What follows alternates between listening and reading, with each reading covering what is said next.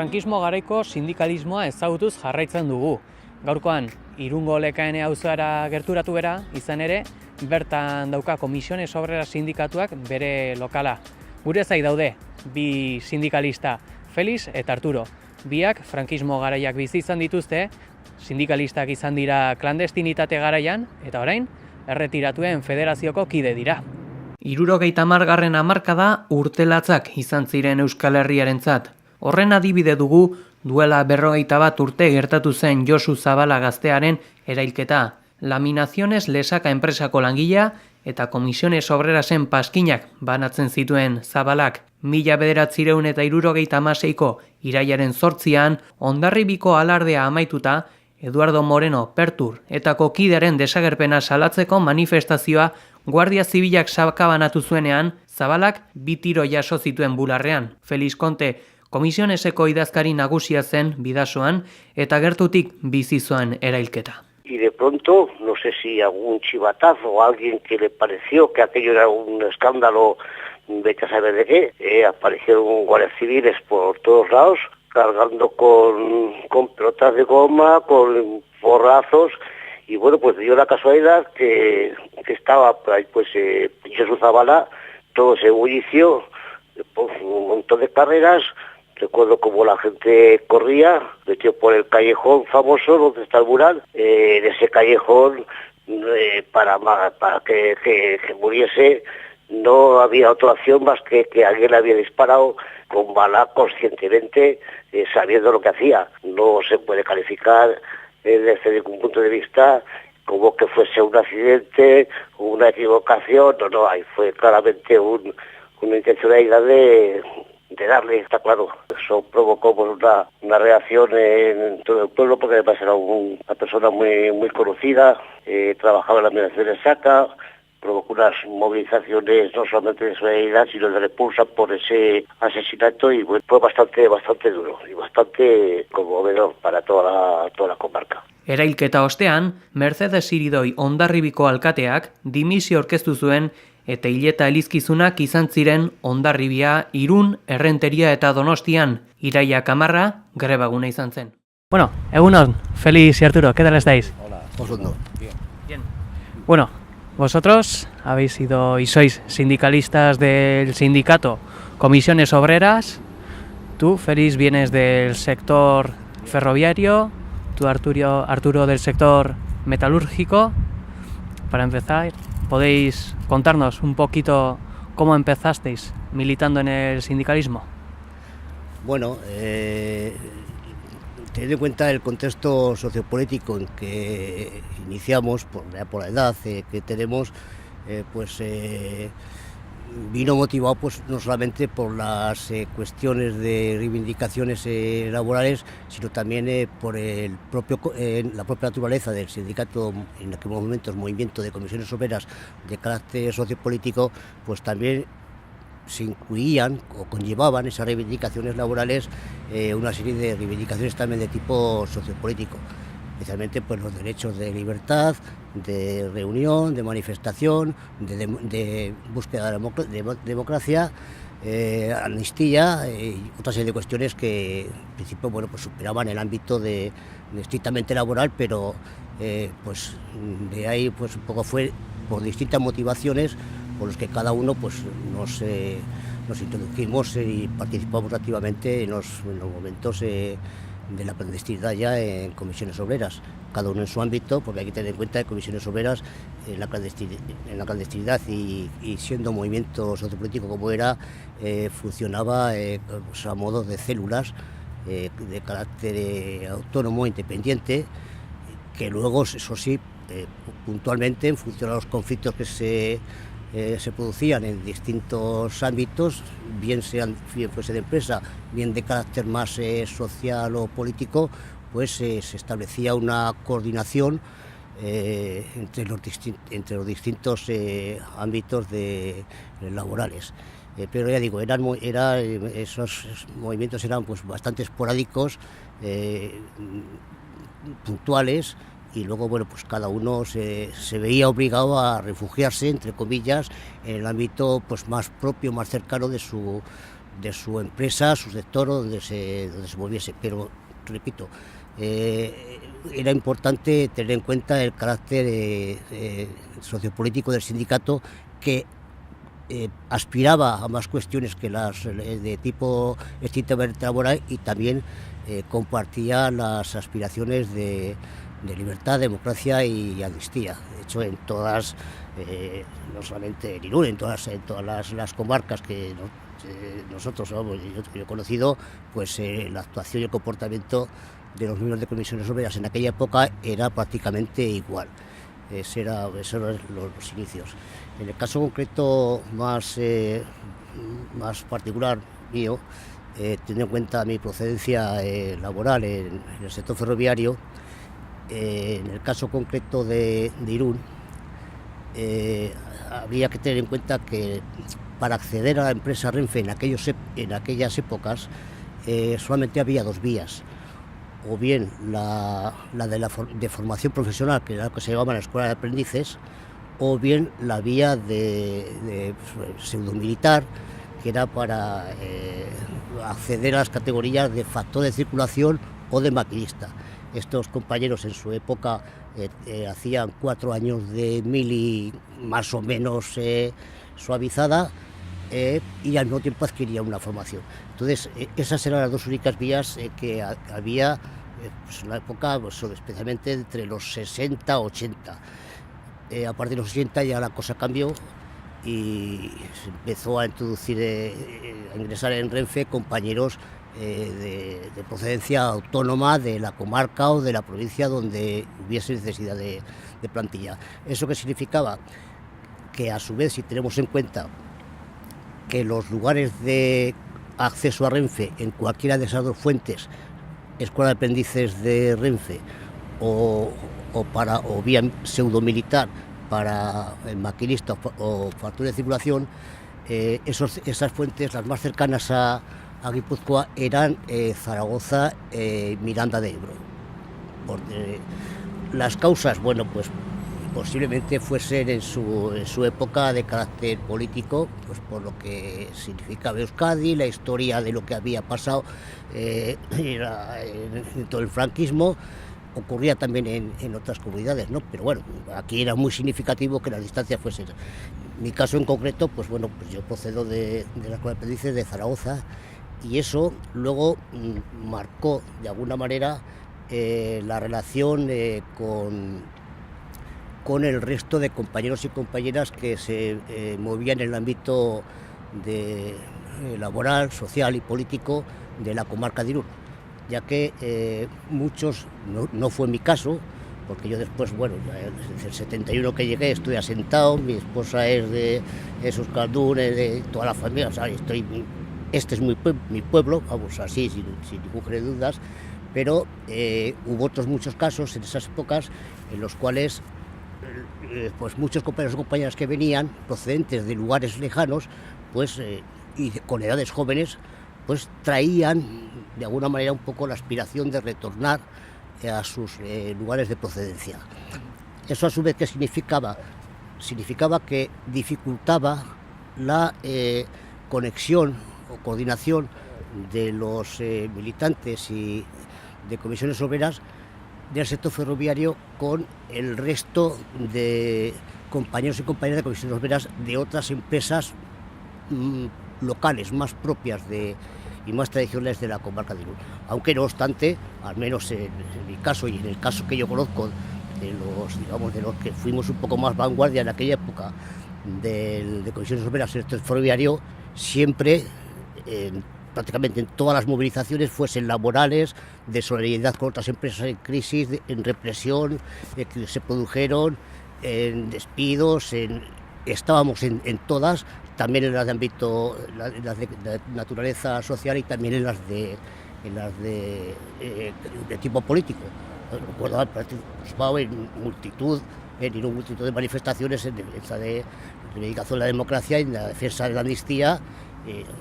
Y conmigo pues otros compañeros más del sector ferroviario, pero de alguna manera no había ese conocimiento cercano, esa relación más cercana entre los compañeros de comisiones obreras del sector ferroviario, por eso que te he explicado, con el resto de compañeros de otras empresas más locales y ubicadas y tradicionales de la comarca de Irún. Luego, con posterioridad, una vez llegado a la legalización, ya pues, con el proceso de apertura de locales, todo eso se fue ya superando y bueno, luego ya prácticamente comuna, no solamente ya comuna en un pueblo como Irún, no solamente éramos ya compañeros, sino prácticamente un poco casi como familia, ¿no? Y bueno, pues eso fue un poco la procedencia. Yo ya en el sector ferroviario, igual que muchos, también otra peculiaridad es que en la clandestinidad me refiero, otra característica era que nuestra relación estaba más vinculada al sindicato ferroviario de ámbito estatal, sindicato por cierto muy potente, y no tanto por las circunstancias de la clandestinidad con organizaciones de comisiones obreras de ámbito pues, comarcal, provincial o incluso de Euskadi. Eso también, me refiero a la clandestinidad, luego se fue superando conforme se acercó ya la legalización y la apertura de reuniones comarcales, en las que bueno, a mí me tocó participar bastante activamente y bueno, pues así fue un poco los procesos iniciales. Arturo, en tu caso ya, tu experiencia como militante vino un poquito más tarde, ¿no? Sí. Yo empecé, pues entré en Palmera en el 73 y en el 74 fue cuando ya, de alguna manera, los que estaban aquí ya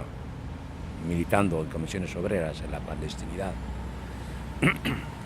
pues así, pues la gente del ECAI, pues yo fui contactado, empecé a militar con la gente del ECAI que habían trabajado en Palmera y repartimos pues en el 74 los 5 primeros carnets del sindicato y ya pues empezamos pues en Palmera, pues como sabéis, ha estado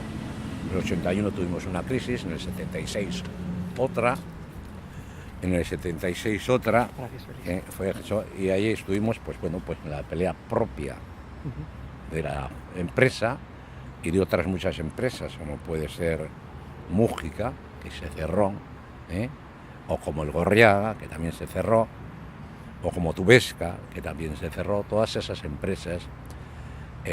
pues participaban porque todas ellas tuvieron un proceso a la hora de desaparecer pues crispado por defender los puestos de trabajo, y coincidió con esas fechas del nacimiento de los sindicatos. En Mújica nos reuníamos en alguna vez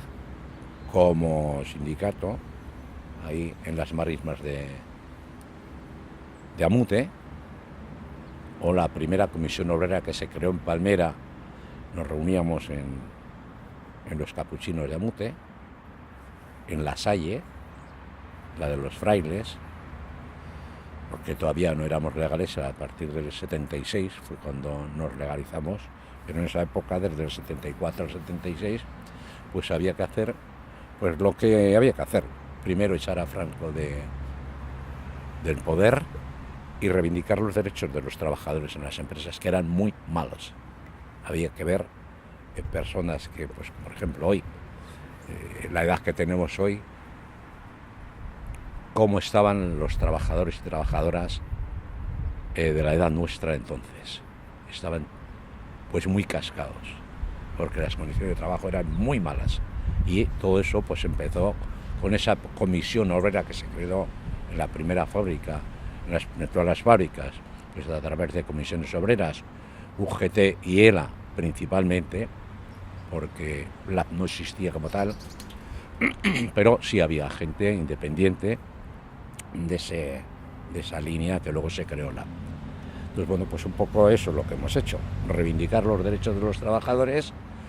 yo desde el 74 en adelante, y luego pues juntarnos un poco ya como sindicato a partir del 76, que nos salimos de la clandestinidad y abrimos nuestro primer local en la calle Fuenterrabía, que ya Félix Conte era el responsable del secretario de la Unión Comarcal, y hemos estado la calle Fuenterrabía, en el Paseo Colón y luego aquí. Y hasta que se fue Renfe a sus locales, porque tardaron en tener el local propio como sección sindical, pues se subieron llevando la unión local de las comisiones obreras de la comarca de Bidasoa. Y esto es un poquito lo que puedo contar yo. El resto, pues bueno, pues no sé, Félix también puede apuntar, como digo, porque ha sido el responsable durante muchos años de las comisiones obreras en la comarca de Bidasoa. Félix, antes me comentabas que los sindicatos no existían tal como organización local, sino eran más como las pequeñas asambleas de cada empresa. En el franquismo, más o menos, ¿en qué empresas de nuestra zona Bueno, pues, eran las asambleas sí, más importantes? las más destacadas en cuanto a la repercusión comarcal eran las que existían, las consideradas más importantes, más grandes en cuanto a plantilla, pues destacaban fundamentalmente Palmera,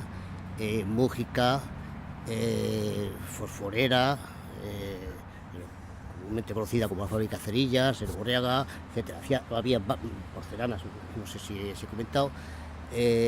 varias así de ese tipo. Y eran, lógicamente, las punteras en todo lo que eran las movilizaciones y reivindicaciones de carácter laboral, y también, como he dicho anteriormente, en las reivindicaciones de carácter más político, con todo lo que eso conllevaba. En el sector ferroviario, pues esas circunstancias y peculiaridades que he especificado antes, no es que estuviésemos aislados, repito, porque participábamos también, pero en la clandestinidad nuestra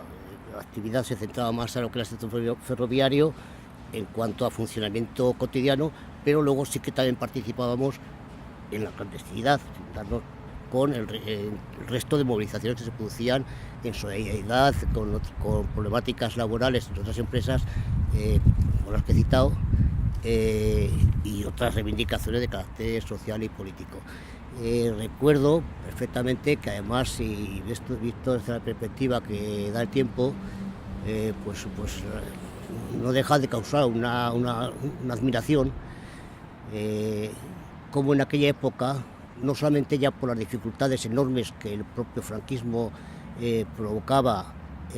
contra cualquier tipo de movilizaciones sindical, laboral, de todo tipo, que estaban legalizadas, sino por la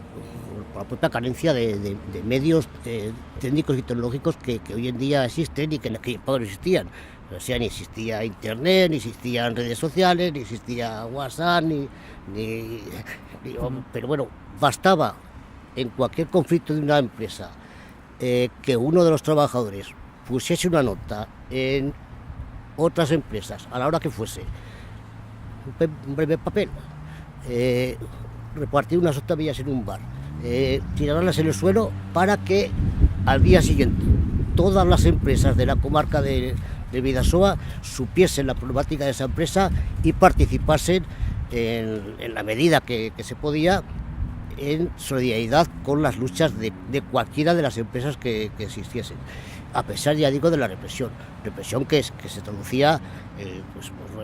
multitud de despidos que hubo en empresas, sobre todo de las más punteras en la comarca. Y en el caso de Renfe, yo recuerdo porque lo viví, que se llegó incluso a la militarización. En una de las movilizaciones más importantes que hizo Renfe, se llegó a la militarización con todo lo que eso implicaba. Bueno, además había cosas un poco que pueden producir hoy en día un poco de sorpresa, incluso de sonrojo, pero en función a la categoría que tuvieses, te adjudicaban un grado militar determinado. Entonces, y bueno, luego las repercusiones que pudiese tener de represión eran juzgadas no solamente desde el ámbito laboral o incluso penal, sino militar. Bueno, hubo bastantes represiones. A mí personalmente recuerdo que en Renfe existía lo que se llamaba tradicionalmente una brigadilla, que en realidad esa brigadilla específica de Renfe era un cuerpo de guardias civiles destinados pues un poco al control de Renfe, ¿no? De Renfe y todo lo que ferroviarios y todo lo que eso conllevaba.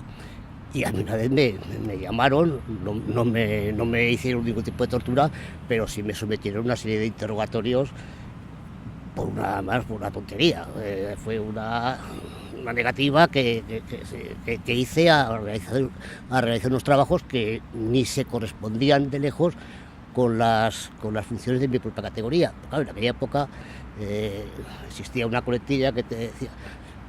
se realizarán todos los trabajos de tu categoría más las que necesite el servicio. Claro, ahí cabía. Entonces, bueno, pues no solamente yo, otros compañeros, pues hacíamos algún tipo de negativas, y por esa simpleza, que indudablemente yo estoy convencido que ya de alguna manera me tendrían más o menos a mí y a otros más pues fichados, a pesar de que teníamos la precaución de procurar reunirnos en lugares clandestinos, pues aprovecharon para someter un interrogatorio pues bastante intimidatorio, ¿no? Bueno, pues sí. Y en otras empresas, en el ámbito comarcal, como he dicho, fue más grave porque se tradujo en la represión, pues de ya despidos y todo eso. Pero bueno, lo que decía al principio, que es admirable cómo con las dificultades de la propia dictadura franquista, más la carencia de los medios que existían, cómo de manera espontánea e inmediata surgía una solidaridad entre los trabajadores, vamos, fabulosa, inconcebible hoy en día, lamentablemente, pero inconcebible. Todos los medios que se disponen, con todas las libertades, al menos formales, que existen, bueno, pues la ideología dominante pues ha impregnado la sociedad en todas sus capas. Esperemos que esta fase dure lo menos posible y se pueda avanzar los derechos sociales, laborales, políticos, participativos, de todo tipo, ¿no? Pero bueno, eso parece que es el contexto no ya de Irún, sino estatal, europeo, mundial. Eso ya es otra historia que nos llevaría bastante más lejos. Pero sí, hubo represiones y hubo una participación muy estupenda de solidaridad y de compromiso del conjunto de los trabajadores en aquellas épocas que producen pues cierta satisfacción personal el haber vivido esas experiencias. Eso sí que parece importante. Luego ya fue evolucionando la situación, y ya de la clandestinidad, por abreviar un poquito, que quizás me estoy extendiendo en detalles poco puntuales, ya se pasó, no sin ciertas dificultades incluso internas dentro del sindicato, se pasó a un proceso ya de consolidación organizativa de lo que era hasta esa época considerado como movimiento sociopolítico. Fue a raíz de una asamblea de ámbito estatal que se hizo en Barcelona en el 76, si no recuerdo mal, asamblea de Barcelona, en la cual el movimiento sociopolítico sindical de comisiones obreras se transformó ya en un sindicato. Eso en el ámbito de Euskadi trajo algún tipo de discrepancias durante un periodo que se tradujo en la conformación de dos corrientes, las llamadas CONE y CECO. La CONE, pues un poco abanderada por la corriente política del PC, EPK en aquella época, pues defendía la apertura inmediata de lo antes posible, con los medios que se dispusiese, de locales, que fueron las uniones comarcales, incluso de la participación también que fue todos de los puntos de discrepancia en lo que fueron el sindicato vertical, que se llamó, y en las propias elecciones de sindicato vertical, con la finalidad de desde dentro del sindicato vertical vaciar de contenido todo lo que eran las limitaciones y represiones que se producían desde el propio sindicato. Y la otra corriente, la corriente CECO, pues era un poco más reticente a avanzar por esas vías y mantenerse más un poco pues como movimientos tradicionales y bueno, coordinarse como fueron. Pero bueno, eso unos meses antes de la propia legalización ya se superó. Finalmente hubo un acuerdo conjunto entre las dos corrientes en el ámbito de Euskadi, de CONE y CECO, y se conformaron las comisiones obreras de Euskadi, y a partir de ahí, luego vino ya con la legalización, vino ya la decisión mayoritaria de abrir locales, entendiendo que eso era muy importante porque se iba a convertir ya en un punto de referencia visible para el conjunto de los trabajadores que pudiesen necesitar pues amparo y sobre todo también para facilitar la coordinación estable y la organización del conjunto de lo que venían siendo las distintas comisiones obreras autónomas, independientes, que operaban en cada una de las empresas, y ya pues organizando conjuntamente todo ese tipo de lo que bueno, se podía llamar como células dentro de ese movimiento anterior, pues conformarlo ya en una organización típica de como sindicatos. Y ahí yo recuerdo que hubo, debido a ese contraste, esas peculiaridades entre que me he referido también, entre el sector ferroviario, los compañeros y compañeras del sector ferroviario y el resto de compañeros y compañeras de comisiones obreras de las empresas más locales, más tradicionales, en ese proceso de apertura del local hubo una situación bastante curiosa, porque el sector ferroviario, teniendo en cuenta que la plantilla en aquella época oscilaba en torno a 1.200 y pico trabajadores y trabajadoras, pues comisiones obreras en Guipúzcoa llegamos a alcanzar en torno a una afiliación de 600 trabajadores y trabajadoras, que venía a equivaler más o menos aproximadamente pues a casi la mitad de lo que era el conjunto de afiliados de comisiones obreras en la comarca de Irún y de Bidasoa. Es decir, el resto de la empresa, bueno, pues suponían más o menos una cantidad similar a... Claro, hay que tener en cuenta que el resto de empresas no alcanzaban el volumen de plantilla que tenía el sector ferroviario. Eso trajo consigo, a la hora de abrir los locales, pues que de alguna manera, por el volumen de afiliación y de peso específico que tenían los afiliados de comisiones obreras, pues que fuese algún compañero o compañera de comisiones obreras quien se encargase de la apertura, contratación, consolidación, organización del conjunto de las comisiones obreras de Irún. Y ahí esa paradoja que me refería fue cuando ya, pues de alguna manera nos vimos las caras directamente, los que antes operábamos como en células independientes, y pues un poco así el choque. No es que llegase a provocar recelos, pero sí curiosidad, ¿no? Bueno, luego poco a poco, con el transcurso de los tiempos, eso se fue normalizando, se fueron organizando las distintas federaciones comarcales por ramas, una propia dirección estable de la Unión Comarcal, y ya, bueno, luego ya un funcionamiento pues estupendo también del conjunto de compañeros y compañeras de delegados, afiliados, ya con un punto de referencia concreto como con un local, con unos servicios jurídicos inicialmente un poco en precario, pero vamos, que pretendían cubrir y dar satisfacción a las necesidades que surgían en aquella época, y así fue un poco como se fue realizando la apertura y consolidación de comisiones obreras del Bidasoa, como muy similar al proceso que se dio en el resto de comarcas. Además, quisiera apuntar, creo que esto es importante, algunos discreparán, me refiero a algunos de otros sindicatos, pero desde comisiones obreras se consideraba muy importante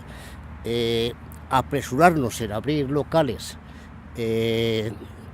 las distintas comarcas que se pudiese, procurando que fuesen todas, porque la propia legalización de los sindicatos nos hacía temer que por mayor disponibilidad de medios, incluso económicos, también institucionales, también políticos, se favoreciese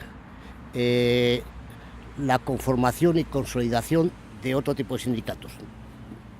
que durante la clandestinidad no se les había visto vamos, ni mucho menos en comparación con lo que había sido Comisiones Obreras. Que por cierto, Comisiones Obreras hay que tener en cuenta también que se caracterizaba por una enorme pluralidad política. Por lo tanto, a mí me hacía mucha gracia cuando oía escuchar de que no, Comisiones Obreras es la correa de transmisión del PC. Digo, por favor, pero si aquí, por ejemplo, en el caso de Irún, si había unas 6 o 7 corrientes políticas distintas, no había unas consignas dictadas, porque además, aunque las hubiese habido, era imposible de aplicarlas por la propia pluralidad política que se daba en el seno de Comisiones Obreras. Pero, insisto, uno de los motivos de esa urgencia en la apertura de locales visibles y estables fue el temor a que otros sindicatos fuesen favorecidos en mayor medida para establecerse y consolidarse como sindicatos. Pero bueno, ya digo, no apunto a nadie, cada uno, conocedores de la historia, pues que saque sus conclusiones, que como muy bien decía Arturo, por ejemplo, hay que tener en cuenta que el LAB se fundó en el 74. No es ningún reproche, ni mucho menos. Al revés, quiero decir que muchos de esos que luego fueron afiliados, militantes de LAB, procedentes muchos de ellos del mundo Abertzale, de la izquierda Abertzale, pues eran militantes y afiliados de Comisiones Obreras. Luego, bueno, pues ocurrieron una serie de avatares políticos, estrategias políticas que no viene a cuento, y bueno, luego eso se fue, pero eso se produjo en los años, ya digo, pues hasta los 70 y tantos. Y incluso muchos de ellos procedentes del